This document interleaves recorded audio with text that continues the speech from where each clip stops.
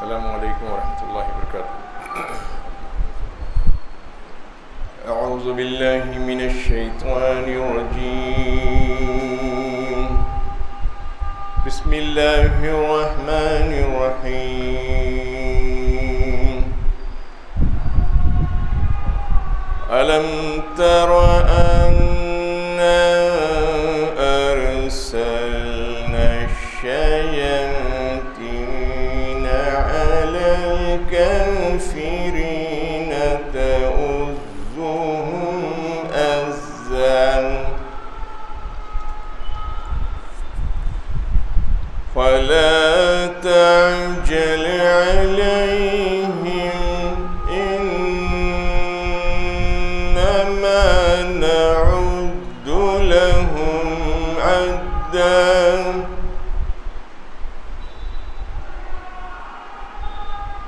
यौम नहशुरुल मुत्तक़ीन इलर्रहमानि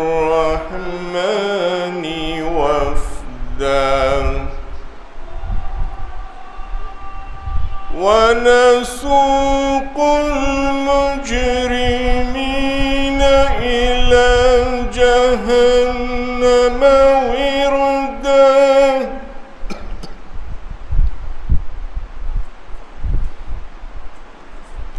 ला यमलिकून अश-शफ़ाअत इल्ला मन इत्तख़ज़ इंदर-रहमानि अहदा वक़ालू इत्तख़ज़ ar-रहमानु वलदा लक़द जि'तुम शैअन इद्दा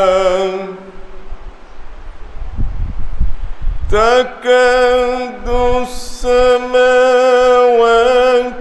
यतफ़त्तरन मिन्हु वतन्शक़्क़ुल अर्ज़ु वतख़िर्रुल जिबाल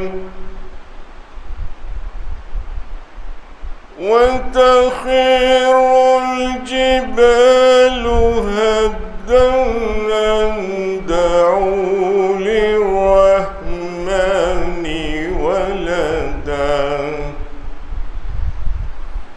वमा यंबग़ी लिर्रहमानि अन यत्तख़िज़ वलदा इन कुल्लु मन फ़िस्समावाति वल अर्ज़ि इल्ला आतिर-रहमानि अब्दा सदक़ल्लाहुल अज़ीम।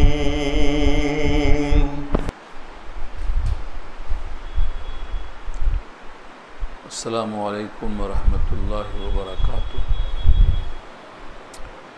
अल्हम्दुलिल्लाहि वहदह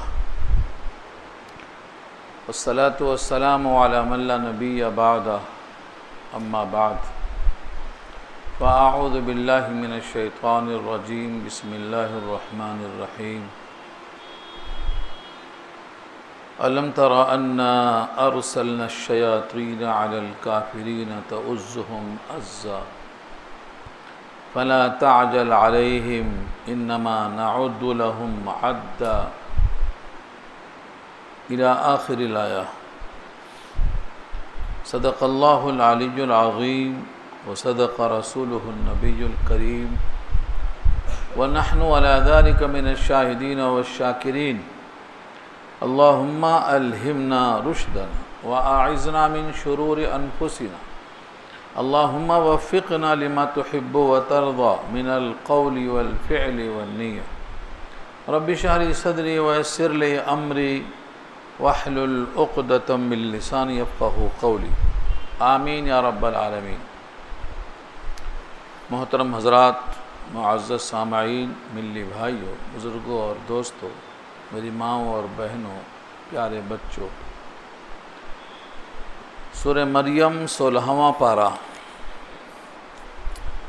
पारे का 9वां रुकू है और सूरत का 6ठा रुकू है, यानी आखिरी रुकू है। इस रुकू में 16 आयतें हैं। ऊपर से जो तज़किरा चल रहा था अंबियाए किराम का, उनकी औलाद का, उनकी अक़वाम का, अब यहाँ से एक वसूल और ज़ाब्ता बताया जाता है कि शैतान उनके साथ रहता है और उनको उभारता है बुराइयों की तरफ। जो इंसान गलत काम करता है, चाहे वो कुफ्र हो, शिर्क हो, अल्लाह को नाराज़ करने वाले काम करता है, तो शैतान उनके साथ साथ रहता है और उनको उभारता है। शैतान जहाँ भी रहता है अपना काम करता है। अंजाम के लिहाज से उसके साथ वो जहन्नम में जाएंगे, नतीजा बताया जा रहा है। तो यहाँ से ये उन्वान शुरू हो रहा है। अलम तरा, क्या आपने देखा नहीं? ये जो देखना है आँख से मुराद नहीं है, दिल से देखना। ला तामल अबसार वलाकिन तामल कुलूबुल लती फिस सुदूर। आँखें अंधी नहीं होती हैं, वो दिल अंधा होता है जो सीने में होता है। जितने भी कुफ्र और शिर्क, नाराज़गी वाले काम होते हैं, ये इन आँखों से नज़र नहीं आता, उन आँखों से नज़र आता। तो यहाँ अलम तरा में जो रोयत है, क्या आपने देखा नहीं? क्या आपको मालूम नहीं? अलम तरा, क्या आपको मालूम नहीं? अन्ना अरसलना, बेशक हमने छोड़ दिया है। भेजा है यानी छोड़ दिया है। अश्शयातीन, शैतान की जमा है। लोग समझते हैं कि शैतान कोई अलग मखलूक है। अल्लाह ने मखलूक में नूरी और नारी दो ही रखा है। नूरी फरिश्ते हैं और नारी जिन्नात हैं और खाकी इंसान हैं। अब अलग से कुछ भी नहीं है। इंसान को खाकी कहा जाएगा और फरिश्तों को नूरी कहा जाएगा और जिन्नात को नारी कहा जाएगा।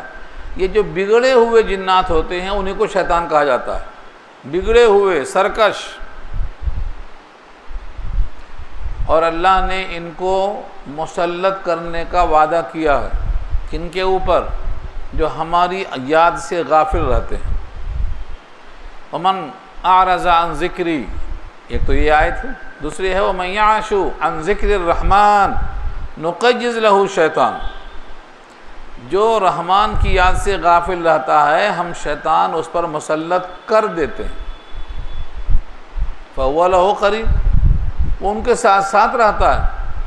अब आप देखिए, जो इंसान जिस्म के लिहाज से नापाक हो, कपड़े के लिहाज से नापाक हो, कल्ब के लिहाज से कल्ब में नापाकी हो, यानी शिर्क में डूबा हो, जहालत में डूबा हो, तो वो अकेले नहीं रहता। उस पर शैतान को अल्लाह मुसल्लत कर देते हैं। ये सूरह ज़ुख़रुफ़ 12-25 की आयत है। और शैतान को यहाँ यही माने में लिया है। अरसलना शयातीन, छोड़ दिया हमने शयातीन को, यानी क्या करते कर लो, ये है छोड़ देने का मतलब। वहाँ क्या लफ्ज़ है? नुक़य्यिज़ लहू शैतान, मुसल्लत कर देते हम शैतान को। अगर कोई इंसान चाहता है कि शैतान हम पर मुसल्लत ना हो, तो वो अल्लाह की याद से गाफिल ना हो, जिस्म को पाक रखे, ग़िज़ाओं से, हराम ग़िज़ाओं से बचाए, लिबास को पाक रखे, अपने दिल को, कल्ब को अल्लाह के गैर की अज़मत से पाक रखे, सिर्फ़ अल्लाह की अज़मत दिल में हो। तो शैतान किसका साथी है? जिनका भी साथी है उनको जहन्नम में साथ लेकर जाएगा। फ़साअलहु क़रीना, शैतान जैसा है जहाँ जाएगा। इन्नमा यदउ हिज़्बहु लियकूनु मिन अस्हाबिस सईर, वो अपने साथी को जहन्नम की तरफ लेकर जाएगा। यहाँ से यह मजमून शुरू हो रहा है। क्या आपने देखा नहीं कि हमने छोड़ दिया शैतान को, कुफ़ार पर छोड़ दिया। अलल काफिरीन क्या करता है, तउज़्ज़ुहुम अज़्ज़ा, अज़्ज़ा यउज़्ज़ु, अज़्ज़ा यउज़्ज़ु अज़्ज़न के माने उभारना, भड़काना। कुरान करीम में इस माने में 4 अल्फाज कसरत से आते हैं। कहीं हज़्ज़ा आता है के साथ, हज़्ज़ा, कहीं बड़ी हा और ज़्वाद से ज़्यादा आता हर्रिज़िल मोमिनीन, तो हज़्ज़ा। वला यहुज़्ज़ु अला तामिल मिस्किन जो आया ना, ये वही हज़्ज़ा है, बड़ी हा और ज़्वाद के साथ। कहीं पर अज़्ज़ा आएगा जैसे यहाँ आया है, कहीं पर हज़्ज़ा आएगा। ये पूरे माने उभारने, भड़काने के आते हैं। यानी शैतान क्या करता है, खूब उभारता है, गुनाहों पर मुसाबिकत पैदा करता है। कहता है उन्होंने बैंक से सूद लिया, कारोबार किया, कितना आगे चला गया, तुम भी करो। उनकी शादी में कितने पटाखे थे, तुम भी फोड़ो। उनकी शादी में कितने अच्छे अच्छे डांस हो रहे थे, तुम भी कराओ। ऐसे बुराइयों के काम में लोगों को उभारता है। यह है तउज़्ज़ु का तर्जुमा कर रहा हूँ, तउज़्ज़ुहुम अज़्ज़ा, लोगों को उभारता है, लोगों को भड़काता है। अब आपको तो गुस्सा आएगा कि ऐसा शख्स जो लोगों को भड़काता है, सज़ा जल्दी मिलना चाहिए। अल्लाह फरमाते हैं तुम जल्दी मत करो, फ़ला ताजल अलैहिम, उन पर तुम उजलत मत करो, उन पर जल्दी मत करो, क्योंकि वो खुद उसका वक्त आ रहा है। कैसे आ रहा है, इन्नमा नउद्दु लहुम अद्दा, हम तो उसको गिन गिन के शुमार कर कर के रखते हैं। इन्नमा इसके सिवा कुछ नहीं, नउद्दु हम शुमार करते हैं, लहुम उनके लिए, अद्दा गिनती करके रखते हैं। यानी कब ये जहन्नम की तरफ आएंगे, कितना दिन बाकी है, कितनी रोटी बाकी है, कितनी सांस बाकी है। इस पर बहुत सारी हदीसें हैं। हम समझते हैं कि हम अनगिनत खा रहे हैं, नहीं, हमारी रोटी गिनी हुई है, एक लुक़मा ज़्यादा नहीं खा सकते, हमारी सांस गिनी हुई है। इसी आयत पर लिखा है कि दिन भर में यानी 24 घंटे में इंसान की जो सांस आती है और जाती है 24,000 मरतबा, और इसकी हयात सांसों का मजमुआ है। जितनी सांस कम होगी उतनी हयात कम होगी। ऐसा कुछ भी नहीं है। हयात किस चीज़ का नाम है? चंद सांसों के मजमुए का नाम हयात है। 24,000 मरतबा सांस आती है और जाती है, रोज़ाना इतनी कम होती है। जब इतनी कम होती है तो क्या कम होती है? हयात कम होती है।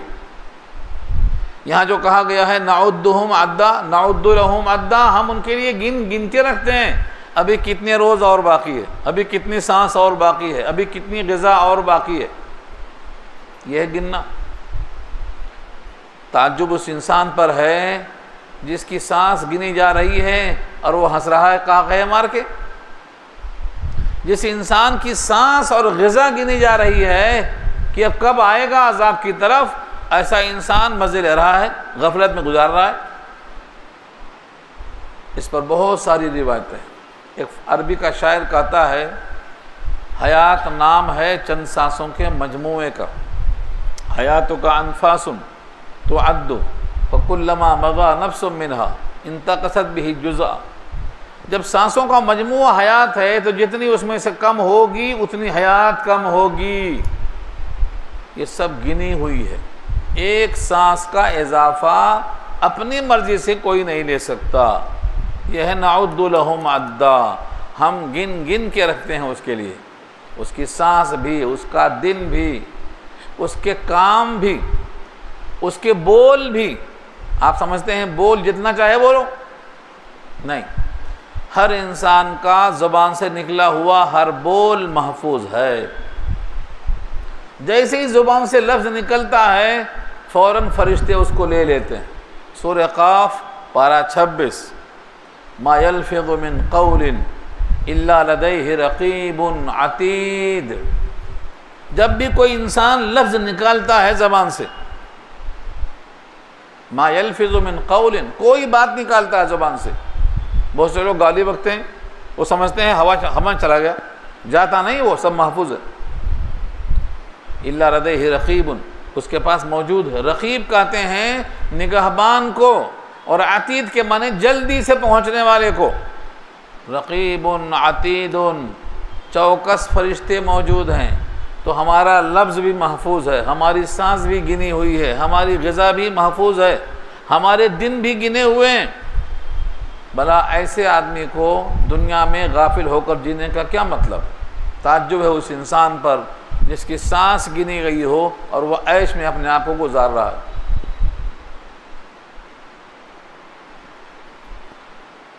यौम नहशुरुल मुत्तक़ीन इलर रहमान वफ़दा, जिस दिन हम जमा करेंगे मुत्तक़ियों को रहमान की तरफ वफ़द की शक्ल में। यानी दोनों तरफ, एक तरफ मुत्तक़ियों का हाल है और एक तरफ उनका हाल है जिन पर शयातीन मुसल्लत हैं। दोनों का हाल यहाँ बयान हो रहा है। हम जमा करेंगे, नहशुरु जमा करेंगे, इसी से है हशरा। महशर इसी से बना है। महशर उस मैदान को कहते हैं जहाँ सबको जमा किया जाएगा, मैदान महशर कहते हैं उसको, ये उसका वर्ब है। नहशुरु, हम जमा करेंगे। अलमुत्तक़ीन, मुत्तक़ी किसे कहते हैं? खारदार झाड़ी में दामन बचाकर गुजरने का नाम तक़वा है। इस दुनिया में गुनाह की कसरत है, इस गुनाह से अपने आप को बचाकर गुजरने का नाम तक़वा है। तक़वा सिर्फ रोने का नाम नहीं है, उन गुनाहों को छोड़ देना जिनसे जहन्नम वाजिब होती है, उन कामों को ज़रूर करना जिनसे अल्लाह की रज़ा हासिल होती है, ये तक़वा कहलाता है। तो मुत्तक़ी लोग यहाँ हैं। हम मुत्तक़ियों को जमा करेंगे रहमान की तरफ वफ़दा। वफ़दा के माने मेहमान का गरोह, मेहमान बनाकर। वफ़द की जमा वफ़ूद आती है। जब कोई किसी के पास मेहमान बनकर जाता है तो उसको वफ़ूद कहते हैं। मुत्तक़ी लोग जब रहमान के पास जाएंगे तो मेहमान बनकर जाएंगे। अल-हुज्जाज वल-मुअतमिरीन, ये सब के सब क्या हैं? वफ़दुर रहमान है, रहमान के मेहमान हैं। हाजी रहमान का मेहमान है। मुअतमिर उम्रा करने वाला भी रहमान का मेहमान है इस दुनिया में। और मरने के बाद मुत्तक़ी महशर के मैदान में रहमान के पास मेहमान बनकर लाया जाएगा। यह है वफ़दा का तर्जुमा, मेहमान। वनसूक़ुल मुजरिमीन, और हम जमा करेंगे मुजरिमों को। नसूक़, साक़ यसूक़ माने चलाना। साइक़ कहते हैं ड्राइवर को जो गाड़ी लेकर चलाता है। नसूक़ु उसका वर्ब है, हम चलाएंगे। अल मुजरिमीन, मुजरिम की जमा है। मुजरिम कहते हैं जिसके खिलाफ जुर्म साबित हो जाए। वम्ताज़ुल यौम अय्युहल मुजरिमून, सूरह यासीन में आया है मुजरिमों आज अलग अलग हो जाओ। बेनमाजी नमाजी दोनों एक ही बाज़ार में है ना, जब नहीं रह सकेंगे। मुजरिम और मुस्लिम दोनों एक जगह जमा नहीं हो सकेंगे। तो वम्ताज़ुल यौम अय्युहल मुजरिमून, सूरह क़लम में अल्लाह फरमाते हैं मुस्लिम को मुजरिम की तरह हम नहीं करेंगे। तुम्हें क्या हो गया? वफ़ादार गद्दार यकसा कैसे होंगे? अफ़नजअलुल मुस्लिमीन कल मुजरिमीन मा लकुम कैफ़ तहकुमून, तुम्हें क्या हो गया? कैसा फ़ैसला करते हो? वफ़ादार और गद्दार दोनों का अंजाम अलग अलग होगा। तो हम जमा करेंगे मुजरिमों को किधर? इला जहन्नम, जहन्नम की तरफ। विरदा, विरदा कहते हैं जो प्यासा पानी की तरफ जाए। जब कोई पानी की तरफ जाता है तो प्यास लगी होती है, ये तबई है। पानी की तरफ जाने का मतलब पानी की तलब हो रही है, उसको विरद कहते हैं, विरदा। इसी से अरबी ज़ुबान में मावरद कहते हैं, जहाँ पर पानी हो। पनघट जिसको बोलते हैं उर्दू में, आप पनघट, पानी पर उतरने के लिए पनघट कहा जाता है। यहाँ उसके वास्ते लफ्ज़ विरदा आया है। प्यासा हकाल कर लाए जाएंगे जहन्नम की तरफ। इतनी शिद्दत की प्यास होगी कि ज़िंदगी की सारी नेकियां देने को तैयार होगा एक गिलास पानी के बदले में। ऐसी प्यास की शिद्दत होगी, जहन्नम की शिद्दत। आप इससे अंदाज़ा कर लो, जब जहन्नम सांस लेती है तो दुनिया में गर्मी का मौसम होता है, छोड़ती है, सांस छोड़ती है तो दुनिया में जहन्नम की गर्मी की सांस होती है। ये 2 बार सांस लेती है, एक बार सांस खींचती है तो यहाँ सर्दी हो जाती है, एक बार सांस छोड़ती है तो यहाँ गर्मी हो जाती है। नफ्सैन, 2 नफ्स। सारी दुनिया में कितनी गर्मी है, इस गर्मी की शिद्दत की ताब नहीं ला सकते लोग, ये उसके सांस छोड़ने की है। तो सोचो उस जहन्नम की तरफ जब लाया जाएगा तो प्यास की शिद्दत कितनी होगी। इस वास्ते यहाँ विरदा कहा गया है, विरदा, प्यासा लाया जाएगा, प्यासा, प्यास की शिद्दत के साथ। जहन्नम के अतराफ फिराने वालों के बहुत से वाक़यात भी लिखे हैं, मगर वाक़यात की तरफ हम जाते नहीं क्योंकि हमारे पास टाइम कम है, और कुरान करीम के साथ वाबस्तगी से जो यकीन पैदा होता है वो किस्सा कहानी की तरफ जाने में मुज़महिल हो जाता है। तो इतनी बात बुखारी के अंदर मौजूद है कि 2 सांस लेती है, एक छोड़ती है यानी फेंकती है, और एक खींचती है। सर्दी होती है जहन्नम के सांस लेने से, और गर्मी होती है जहन्नम को सांस छोड़ने से। दुनिया में इतनी गर्मी है, अब सोचो उसके करीब में लाकर जमा किया जाएगा तो गर्मी कितनी होगी। अगर तुमको मालूम हो जाए तो रोएंगे ज़्यादा, हंसेंगे कम। फलयज़हकू कलीला वलियबकू कसीरा, क्योंकि गर्मी बहुत ज़्यादा होने वाली है, उस शिद्दत को बर्दाश्त नहीं कर सकते। इसलिए हमसे कहलवाया जाता है व नक्शा अज़ाबका इन्ना अज़ाबका बिलकुफ़ारि मुल्हिक़। वित्र की नमाज आखिरी जो दुआ पढ़ते हैं आखिरी रकात में यही है, नक्शा अज़ाबका, हम तेरे अज़ाब से डरते हैं। और ज़ुबान से डरते हैं, जमुआई लेते हुए डरते हैं। ज़रा वाकई डर के बताओ, इतना डरना कि जिस चीज़ से अल्लाह नाराज़ होते हैं वो काम छोड़ देना, जिनसे अल्लाह राज़ी होते हैं उनको पूरी ताकत के साथ करना, ये मुत्तक़ी कहलाता है। तो हम जमा करेंगे, हकाल कर लाएंगे मुजरिमों को जहन्नम की तरफ प्यासा। अगला जुमला बड़ा अहम है, लोग समझते हैं कि सिफारिश करा लेंगे, जैसे यहाँ चलती है सिफारिश। अल्लाह फरमाते हैं ला यमलिकून शफ़ाअत इल्ला, मालिक नहीं है शफाअत के, कोई सिफारिश का इख्तियार नहीं रखेगा, इल्ला, मगर मन इत्तख़ज़ इंद अर्रहमान अहदा, जिसने ले लिया हो अल्लाह के पास, रहमान के पास आहद। आहद से क्या मुराद है? सिफारिश का इख्तियार किसी को नहीं है, नफ़ी। हाँ, जिसने आहद ले लिया है उसको सिफारिश का मौका मिलेगा। तो ये आहद से मुराद क्या है? अक्सर शारिहीन कहते हैं आहदन से मुराद ला इलाहा इल्लल्लाह है, यानी ला इलाहा इल्लल्लाह है तो वो सिफारिश का हकदार बनेगा। ला इलाहा इल्लल्लाह नहीं है तो कोई किसी की सिफारिश का इख्तियार नहीं रखेगा। नंबर 1। नंबर 2 कहते हैं इससे मुराद ईमान है, ईमान। आहदन से मुराद ईमान है। अल्लाह ने क्या आहद किया है ईमान वालों से? हम मदद करेंगे। मदद का मतलब मुसीबत के मौके पर उसके काम आएंगे। इन्ना लनंसुरु रुसुलना वल्लज़ीना आमनू फिल हयातिद दुनिया व यौम यक़ूमुल अशहाद, हम मदद करेंगे रसूलों की और ईमान वालों की इस दुनिया में भी, और जब शहादत दी जाएगी उस दिन भी। तो यहाँ मुराद आहदन से अल्लाह की मदद है ईमान वालों के लिए। जिसने कोई आहद नहीं लिया है, यानी कलमा नहीं पढ़ा है, ईमान नहीं बनाया है, उसके लिए कोई सिफारिश का इख्तियार नहीं है। यही मज़मून सूरह बकरा में आयतुल कुर्सी में आया है, मन ज़ल्लज़ी यशफ़अउ इंदहु इल्ला बिइज़्निही, उसके पास सिफारिश कौन कर सकता है मगर उसकी इजाज़त से। किसको होगी इजाज़त? जिसके पास ईमान होगा, ला इलाहा इल्लल्लाह होगा, जिसके पास आहद होगा। यही आहद मुराद है।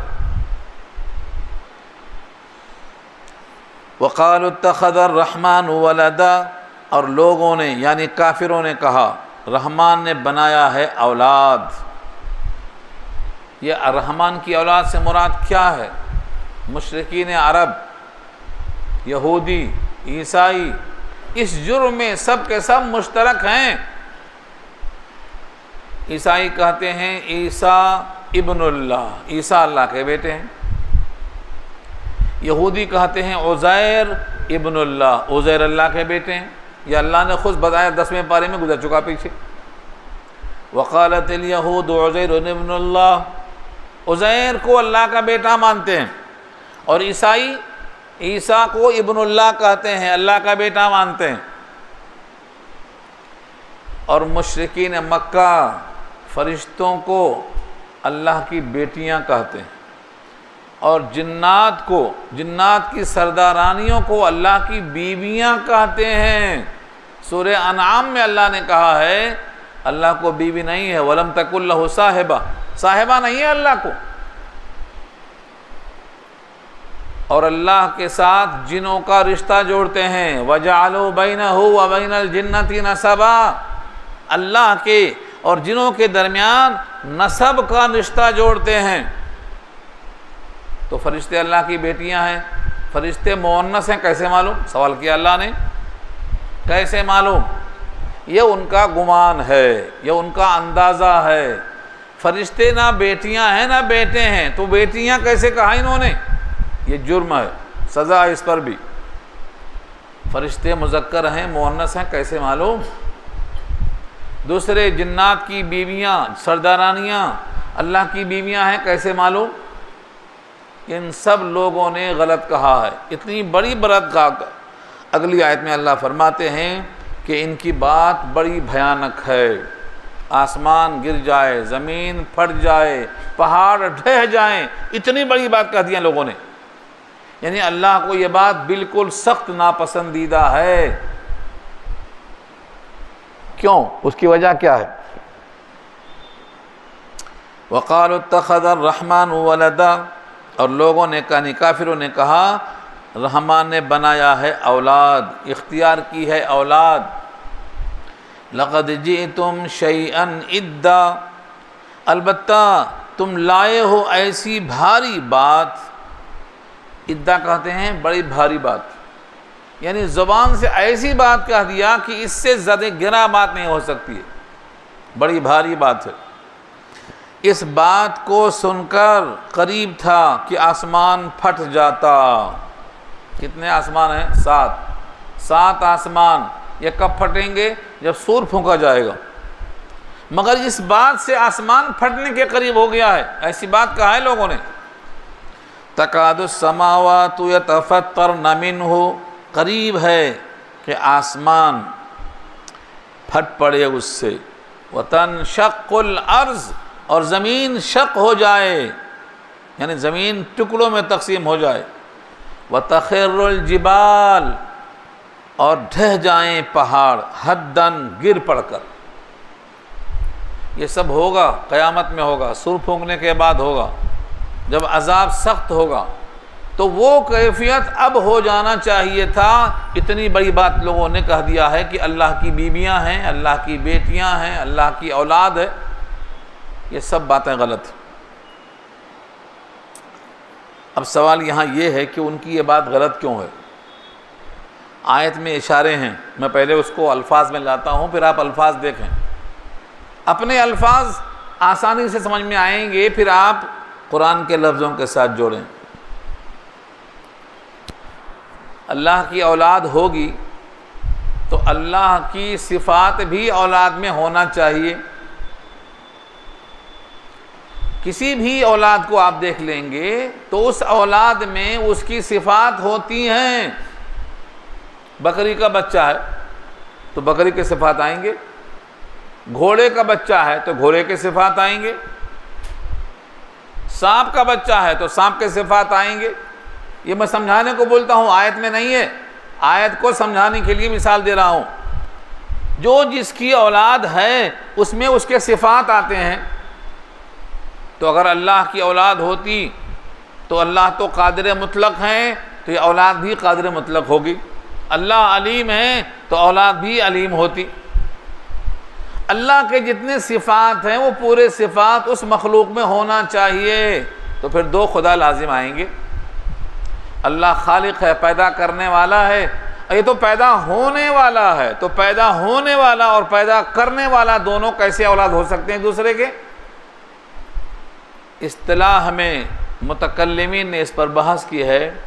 अल्लाह की कोई औलाद इसी वास्ते नहीं है कि अगर औलाद होती तो उसमें वो सिफ़ात पाए जाते, तो एक खुदा नहीं रह जाता, दो खुदा हो जाते, क्योंकि उसके सिफ़ात उसमें आ जाती। अल्लाह की कोई औलाद नहीं है, लम यलिद वलम यूलद, न उसकी कोई औलाद है न वो किसी की औलाद है।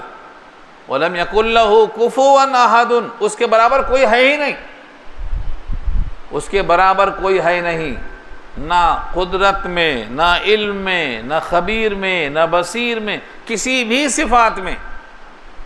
इसलिए उनकी ये बात बहुत बड़ी है।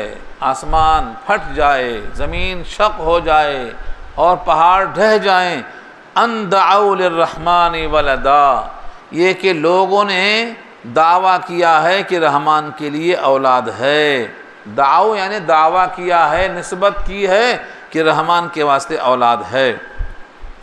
वमा यंबग़ी लिर्रहमान, और मुनासिब नहीं है, फबता नहीं है रहमान के लिए अन यत्तखिज़ वलदा, कि वो बनाए औलाद। फबता नहीं है तर्जुमा किया है, मुनासिब नहीं है कि जो हर शय पे कादिर है वो आजिज़ को बना ले औलाद, ये मुमकिन नहीं है। हज़रत ईसा और उनकी वालदा को ईसाइयों को समझाने के लिए कुरान ने एक मिसाल दी है। हज़रत ईसा भी खाना खाते थे और उनकी वालदा भी खाना खाती थी। ये कहाँ है? सूरह अनाम में है। काना याकुलून ताआम, दोनों खाना खाते थे। बस इतना कहने के बाद आगे चले गए। इसका मतलब ये हुआ कि जो भी खाना खाता है उसके जिस्म से फुजला निकलता है। कोई ऐसा है क्या जो खाता हो और फुजला निकलता ना हो? इन्हें बताना मकसद ये है कि वो दोनों खुदा नहीं है, खुदा में शरीक नहीं है, क्योंकि दोनों खाना खाते हैं, खाने की तरफ मोहताजी साबित और खाने के बाद फुजले का निकलना साबित। तो खुदा कैसे हो सकते? ये कुरान के अल्फाज हैं, काना याकुलानि ताआम, दोनों खाना खाते थे। तो जिनको लोगों ने खुदाई में शरीक किया है ये पूरे खाना खाते थे। हज़रत ईसा भी खाना खाते थे, उज़ैर भी खाना खाते थे, मरियम भी खाना खाती थी। जितने लोगों को लोगों ने शरीक किया, लिहाजा इसमें से कोई औलाद बनने के लायक नहीं है, ये दावा है। वमा यंबग़ी लिर्रहमानि अन यत्तखिज़ वलदा, और मुनासिब नहीं है, फबता नहीं है रहमान के लिए कि वह बनाए औलाद, इख्तियार करे औलाद। इसके बरखिलाफ़ कायनात में जितनी मखलूक हैं सब अल्लाह के लिए अब्द हैं, अब्द बंदे हैं। और बंदे में जो रिश्ता है वह आबिद और माबूद का रिश्ता है, खालिक और मखलूक का रिश्ता है, बेटा और बाप का रिश्ता नहीं है। ये बताना मकसद। आयत देखिए आप, इन कुल्लो नहीं हैं सब के सब, मनफिस समावाति वल अर्ज़, जितने आसमानों में और ज़मीन में हैं, इल्ला मगर आतिर रहमान अब्दा, आएंगे रहमान के पास ग़ुलाम बनकर। अब्द के माने बंदा बनकर। हर नबी अल्लाह ने उनको बंदा कहा। मकाम सबसे ऊंचा, लेकिन सबसे ऊंचा मकाम होने का मतलब नहीं कि वो माबूद हो जाएंगे, वो तो अब्द ही रहेंगे। ये यहाँ वही कहा, इल्ला आतिर रहमान अब्दा, रहमान के पास जो भी आएगा अब्द बनकर आएगा, बेटा बनकर नहीं आएगा, बेटी बनकर नहीं आएगा, बहू बनकर नहीं आएगा, यानी उसकी जुज़इयत में से कोई चीज़ बनकर नहीं आएगा, अब्द बनकर आएगा। सब के सब बंदे होंगे। इन कुल्लु मन फिस समावाति वल अर्द, नहीं हैं जितने ज़मीन व आसमान में हैं, इल्ला मगर आतिर रहमान, रहमान के पास आएंगे अब्दन, ग़ुलाम बनकर, बंदा बनकर। लक़द अहसाहुम व अद्दहुम अद्दा, अलबत्ता तहक़ीक़ अल्लाह ने उनको घेर लिया है। अहसा के माने शुमार करना, लोग शुमार नहीं कर सकते। इंसानों की आबादी कितनी है अंदाज़ा कर सकते हैं लोग, शुमार नहीं कर सकते। अल्लाह ने तो उनकी ग़िज़ाओं को भी शुमार कर रखा है, उनकी सांस को शुमार कर रखा है, कितनी सांस बाकी है और कब उखड़ जाएगा ये। अहसाहुम, अपनी कुदरत से उन सब को शुमार कर रखा है। अहसा युहसी, जब आप उंगलियों पे गिनते हैं ना, सुभान अल्लाह अल्हम्दुलिल्लाह, तो क्या करते हैं आप? ये गिनते हैं, 100 बार गिनना है, 33 बार गिनना है, इसको अहसा कहते हैं। अल्लाह ने सारी कायनात में जितनी मखलूक़ां हैं सबको ऐसे ही घेर रखा है। वअद्दहुम अद्दा, और गिन रखा है उनको गिनना, शुमार कर रखा है उनको शुमार करना। अल्लाह ने इतनी बड़ी कायनात में शुमार कर रखा है, हर एक को शुमार कर रखा है। अंदाज़ा कीजिए कि अल्लाह का इल्म कितना मुहित है। भला ऐसे खुदा की मखलूक ऐसी हो सकती है क्या जिसको खुद अपनी उम्र का एहसास नहीं है कि मैं कितना बाकी है और कितना गुजर गई है? यह है अद्दहुम अद्दा, अल्लाह ने गिन रखा। उसके बाद का जुमला है, आप इसको याद कर लीजिए, क्या फरमाया? वकुल्लुहुम आतीह यौमल क़ियामति फ़र्दा, और उनमें से हर एक शख्स अल्लाह के पास आएगा क़यामत के दिन अकेला अकेला। फ़र्दन के माने अकेला, फ़र्दन फ़र्दन, 1 by 1, अकेला अकेला आएगा। इतनी बड़ी दुनिया में से कितने इंसान अब तक मर चुके हैं, कितने अभी पैदा होंगे मरेंगे, ये सब अल्लाह के पास अकेले अकेले आएंगे। यह तर्जुमा किसका? फ़र्दन का। वकुल्लुहुम आतीह यौमल क़ियामति फ़र्दा, और उनमें से हर शख्स क़यामत में अल्लाह के पास तन्हा हाजिर होगा। तन्हा, ये तन्हा का लफ्ज़ बताता है कि अल्लाह से मुलाकात खलवत में होगी। बंदे के और अल्लाह के दरमियान कोई तर्जुमान नहीं होगा, कोई छुपने की जगह नहीं होगी, कोई आड़ नहीं होगी,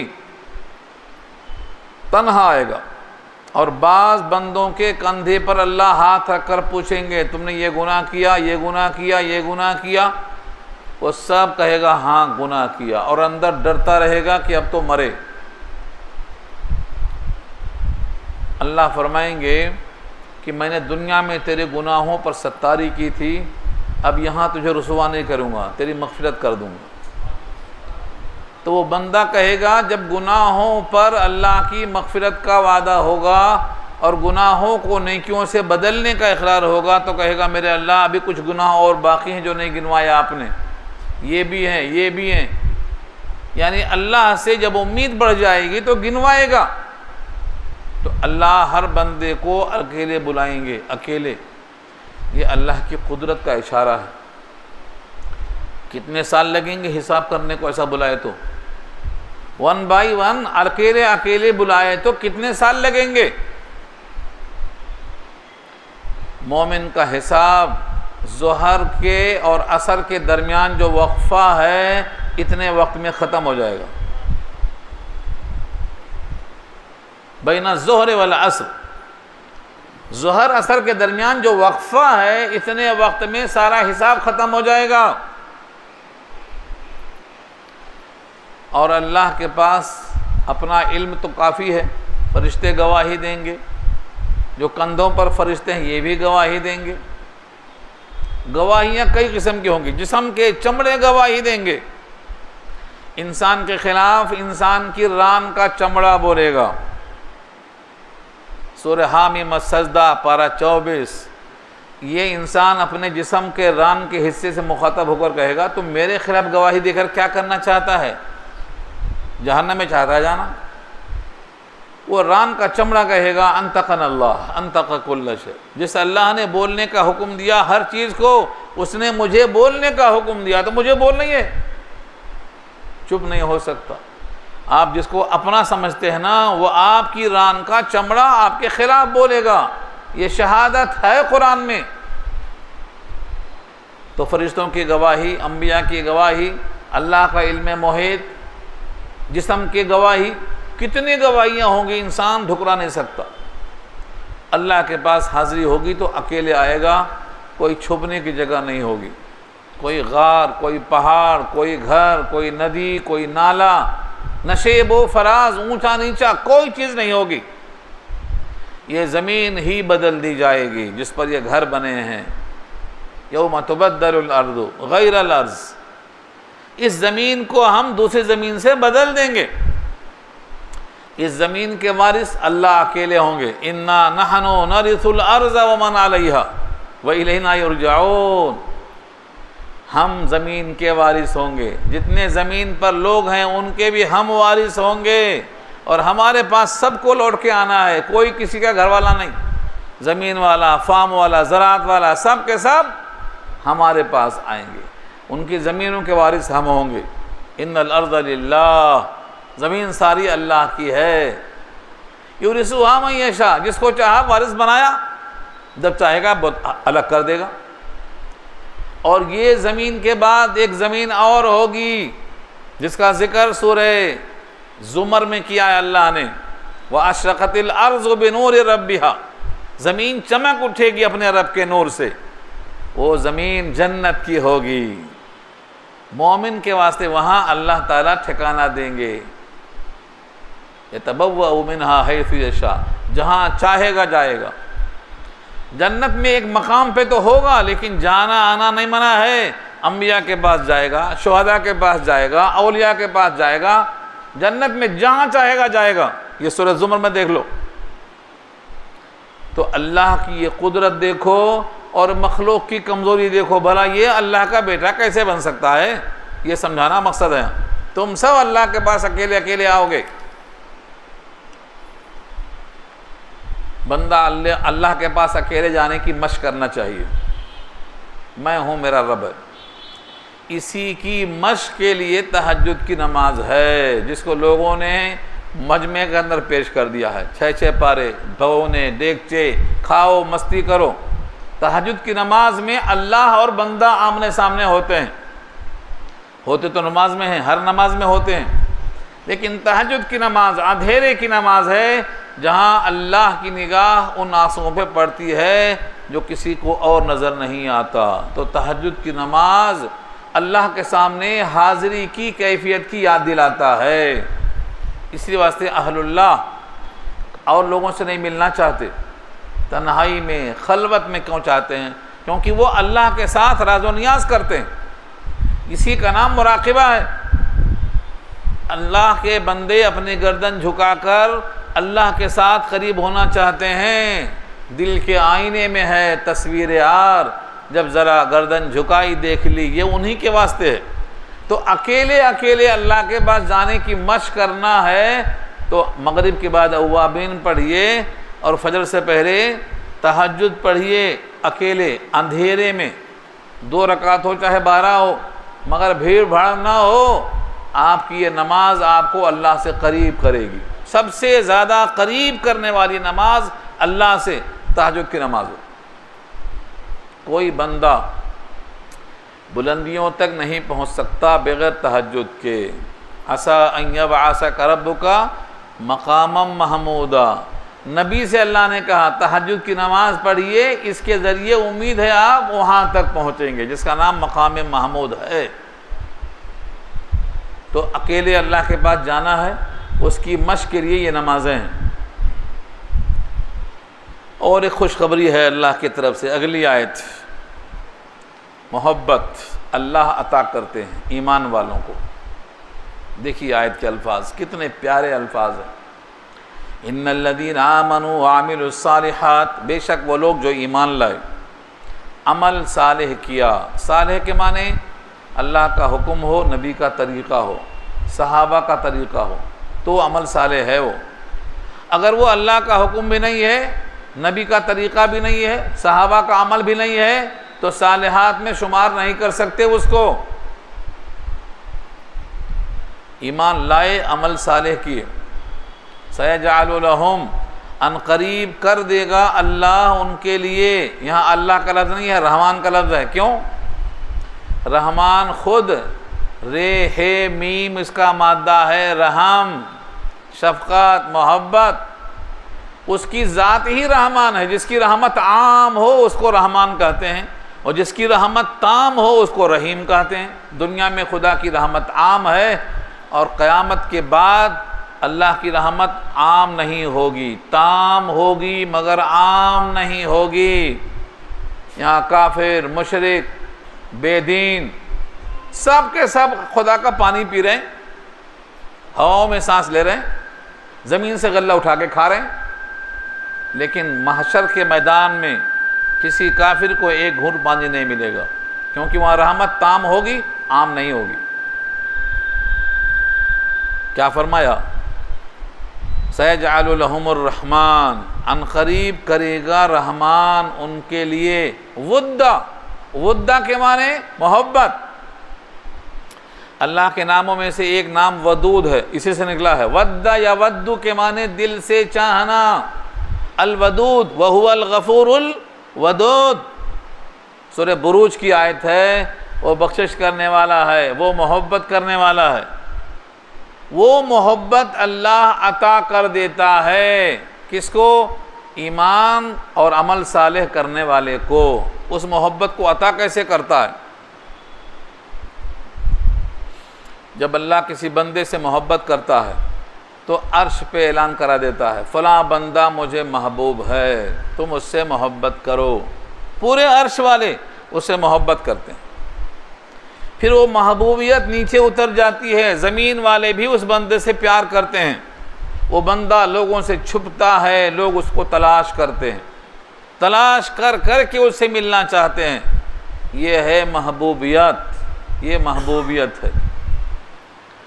ये बंदा कोई भी हो सकता है, जो भी ईमान लाए, अमल साले करे, मोहब्बत मिल जाएगी, महबूब बन जाएगा। मैंने इससे पहले एक मिसाल दी थी आपको, भूल गए होंगे आप, ताज़ा कर लो। ग़ज़वा तबूक के मौके पर हुज़ूर ने कहा, जिसके पास जो माल है ला कर दे दो, अल्लाह को ज़रूरत है, यानी अल्लाह के दीन के लिए ग़ज़वे में ख़र्च करने की ज़रूरत है। अबू बकर सिद्दीक़ ने पूरा घर का सामान जमा करके पेश कर दिया, जिस्म के कपड़े भी उतार दिया, एक कंबल पहन लिया और कंबल को कांटों से टाँक लिया। जब हुज़ूर ने पूछा क्या लाए हो, तो कहा सब कुछ लाया हूँ, जो कुछ मेरे पास है, जिस्म के कपड़े भी। अल्लाह ने कहा फरिश्तों से, ये मेरे महबूब का महबूब है, यानी मेरा महबूब मोहम्मद मुस्तफ़ा सल्लल्लाहु अलैहि वसल्लम, ये उनका महबूब है, उनका खलील है। देखो अल्लाह के रास्ते में जिस्म के कपड़े भी उतार दिया। फरिश्तों से कह दो मैं इससे प्यार करता हूँ, मैं इससे मोहब्बत करता हूँ। पूरे अर्शे बरी पर जितने फरिश्ते हैं, उस दिन सबका लिबास कंबल था। फरिश्ते वालों का, उनको लिबास की ज़रूरत नहीं है, लेकिन इजहार मोहब्बत के लिए तमाम फरिश्तों ने उस दिन कंबल पहन लिया, कांटे लगा लिया। कहा ये अबू बकर सिद्दीक़ की नहीं, अल्लाह के महबूब की नकल है ये, इसको अल्लाह ने महबूबियत दे दी है। फिर उसके बाद उसको अल्लाह ने ज़मीन पे उतारा।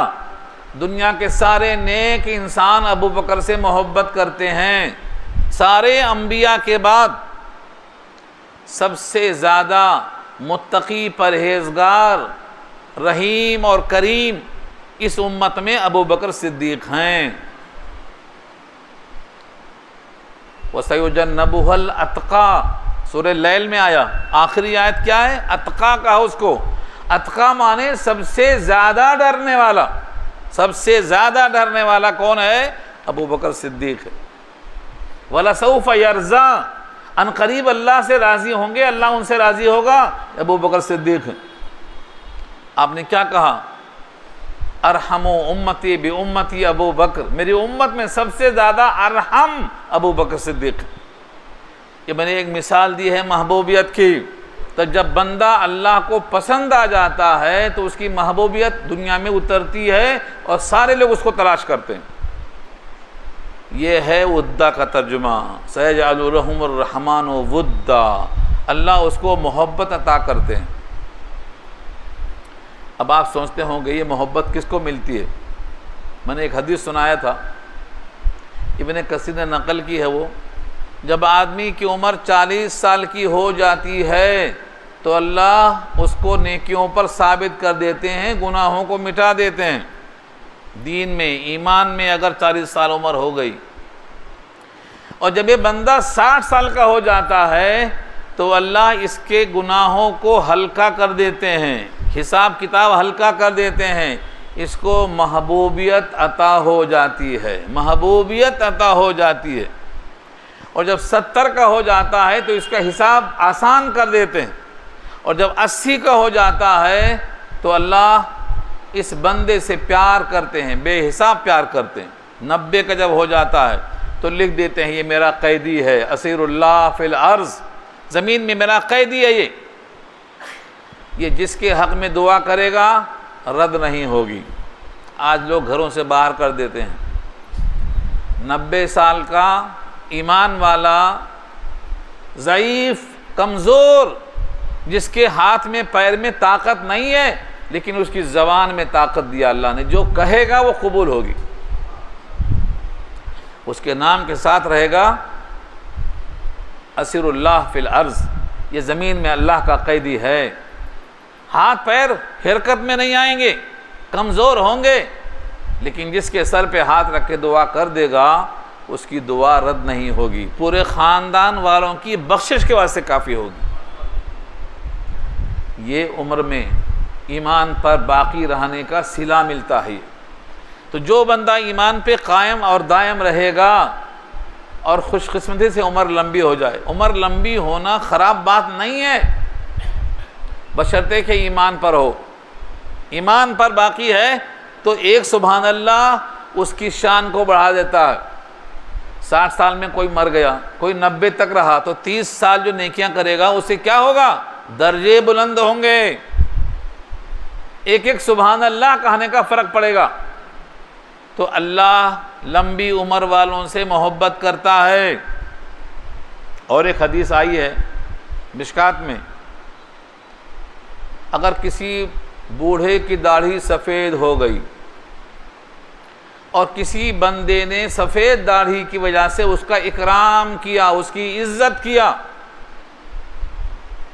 अल्लाह के रसूल फरमाते हैं अल्लाह की इज़्ज़त करने के बराबर अजर है उसको। और जब ये बूढ़ा होगा तो इसकी इज़्ज़त करने को अल्लाह ऐसी मखलूक पैदा करेगा जो इसकी बुढ़ापे में इज़्ज़त करेगा।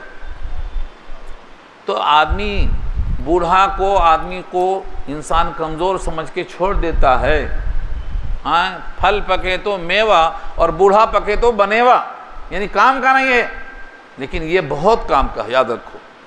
ऐसे ज़ईफ़ लोगों को घर से बाहर करने वाले इंतहाई गलती में हैं, इंतहाई कसूरवार हैं।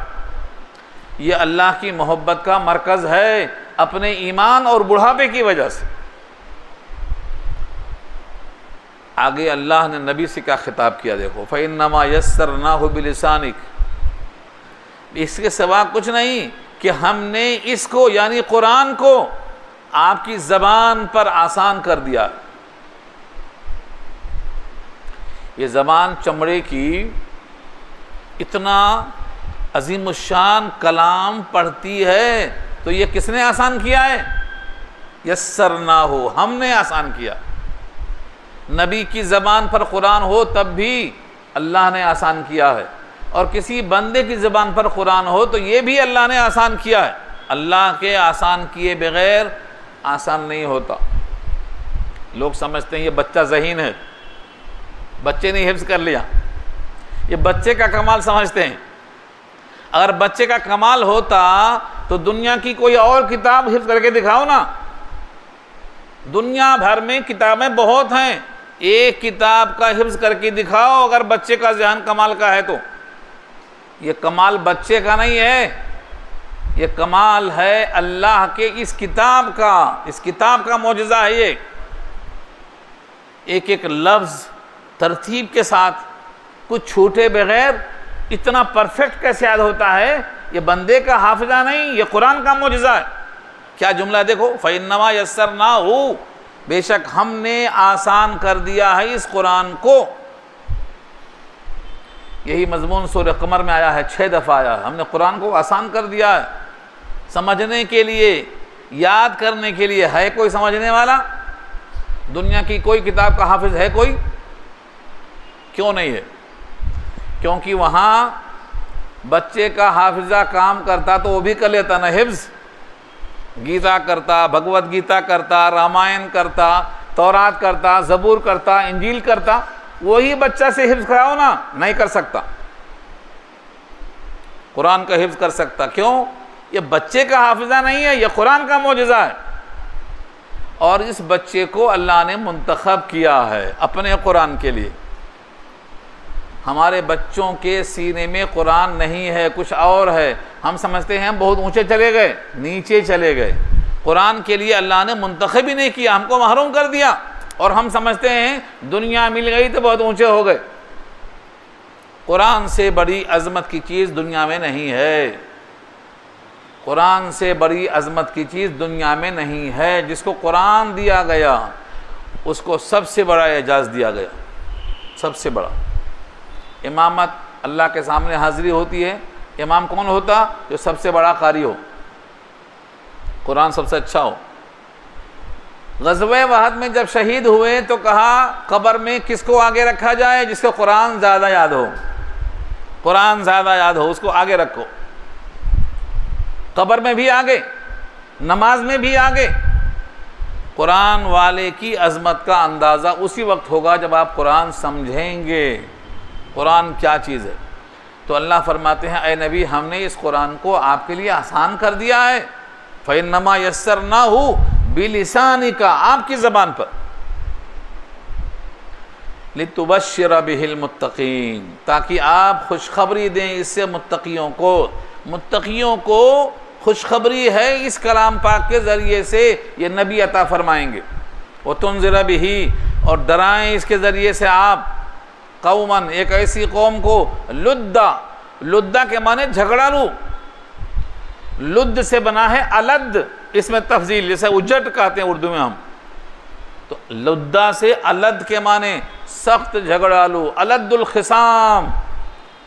दूसरी आयतों में क्या आया है? अलद्दुल खिसाम। तो अलद इसी लुद्दा से, इसमें तफजील है ये सबसे ज़्यादा सख्त झगड़ालू। जो झगड़ालू हो, अल्लाह में झगड़ा करता है, अल्लाह की सिफात में झगड़ा करता है, अल्लाह के तरफ गैरों को मंसूब करने में झगड़ा करता है, ये अलद है, लुद्द है। इसको डराया जाएगा कुरान के ज़रिए से। और जो मुत्तकी है उसे खुशखबरी दी जाएगी कुरान के ज़रिए से। अल्लाह ने ज़बान पर कुरान को आसान किया।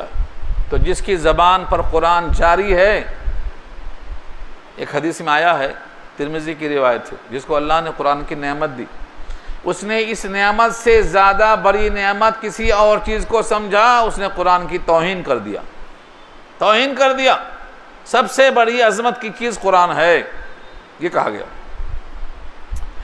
उसके बाद अल्लाह फरमाते हैं, कितनी कौमों को हमने हलाक कर दिया, उनके पाँव की आहट तक महसूस नहीं हो रही है, किधर गए, कहाँ गए।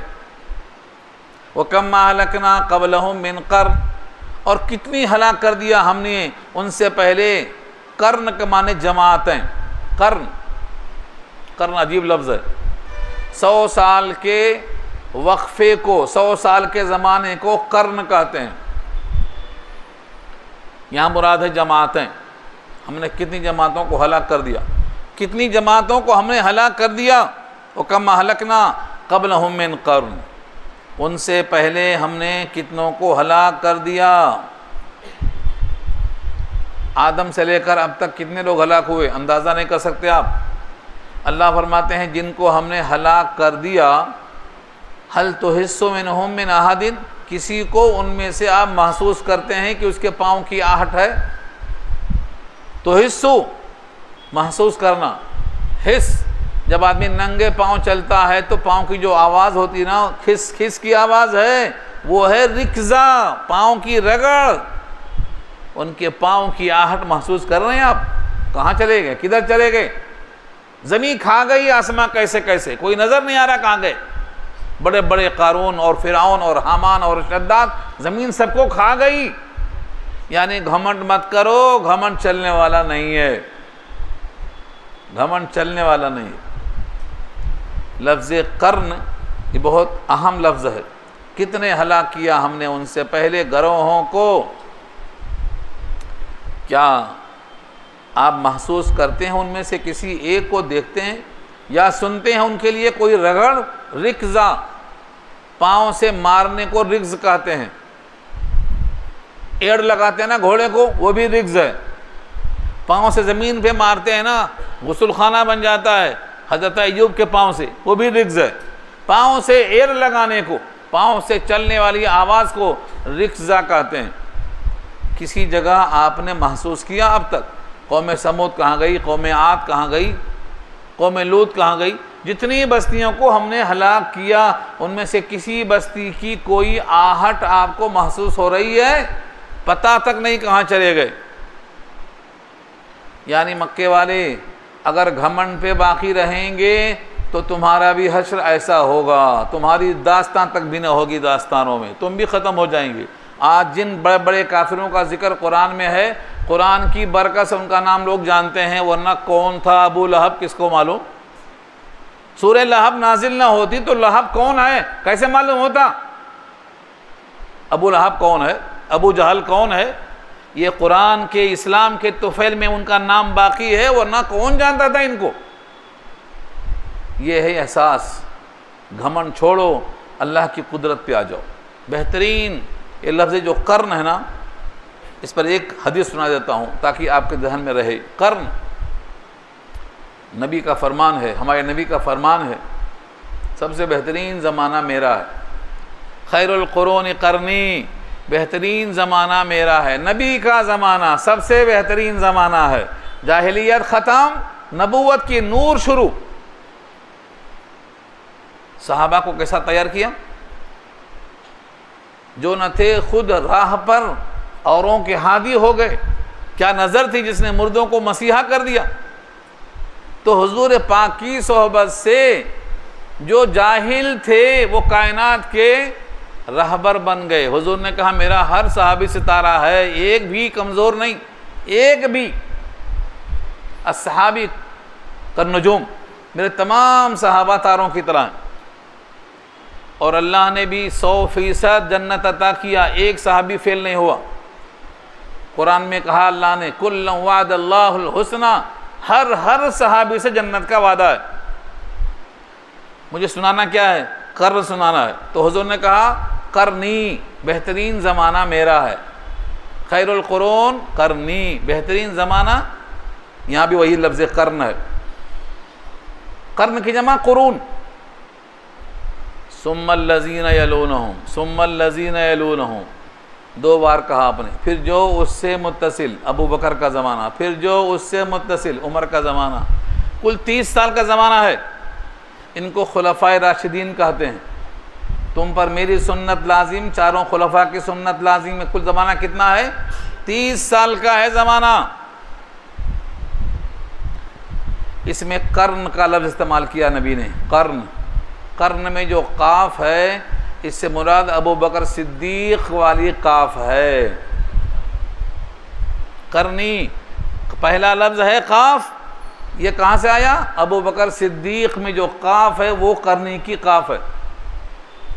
और करनी में जो रे है ये हज़रत उमर की राह है, उमर का ज़माना। उसके बाद करनी में जो नून है ये उस्मान गनी का नून है। और करनी में जो या है ये अली मुर्तज़ा की या है। ये करनी कहा हुजूर ने, बेहतरीन ज़माना मेरा है। और मेरा किसे कहा? इन 30 साल के ज़मानों को अपना ज़माना बताया। उसके बाद ख़राबी शुरू हो जाती है। तो कर्न याद रखो, बेहतरीन ज़माना है। कर्न से इशारा कर दिया। सूरह मरियम मुकम्मल हो गई, बस इंशाअल्लाह अब सूरह ताहा शुरू होगी।